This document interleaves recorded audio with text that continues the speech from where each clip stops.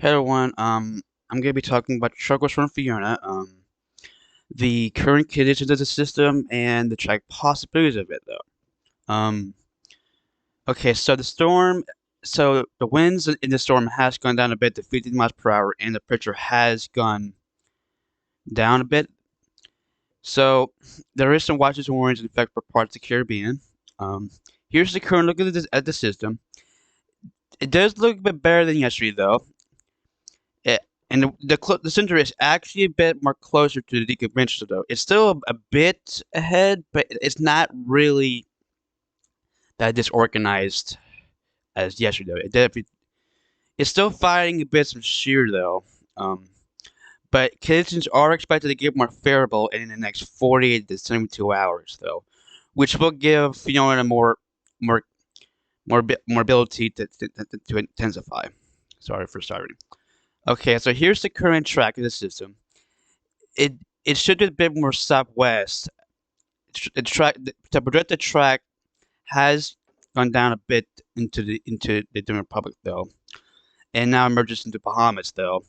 Now please be aware that the 5 day cone will change though as the models will refine their errors a bit more.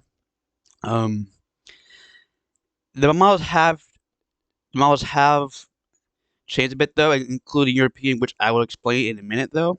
Um, okay, so this is what the GFS shows. So the GFS, it still does the same modes rapid intensify after it, it it still it still moves a bit.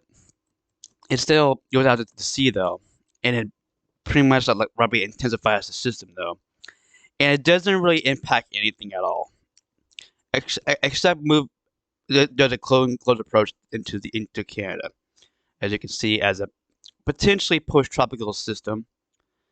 Now to the European, it has shifted much more northeast. So it doesn't go in the Florida like it did last time.